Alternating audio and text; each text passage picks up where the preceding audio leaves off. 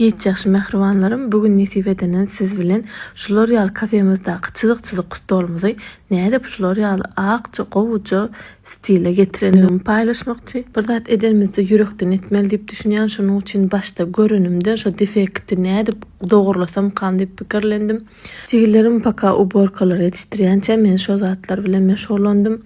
İlki başta matadan saçak tutmak istedim. Saçağım tiz tağma bola, tiz kırlaya, qayta ýuwup oturmalyydym.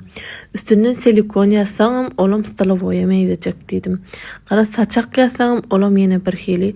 Şonuň üçin şu gün jyglyga aýlanamda şular ýaly lampalar aldym. Lampalar hem skitkadan berdi. Sen siz tanaýan diýip sag bolsun. Şonda ýanky silikon saçagy gözüm düşdi.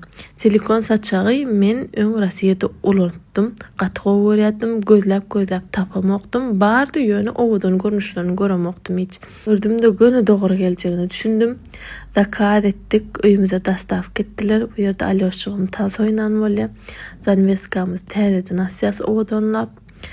Onyançada ine ölçeglerini aldım. Şoňa göre kestim. Ve gyrasynda da şu L'Oreal iki taraplayan skotjumuzy şeýdip gyrkyp burçuna yelmep gymyldamaz ýaly dört tarapyna şeýdip yelmeşdirip çykdym.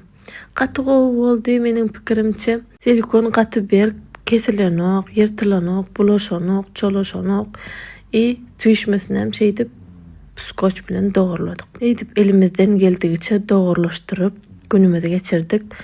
Zanveskamyza mastyk, dogurladyk, galan işimizi ertäge goýdyk da gaýtdyk öýümüze.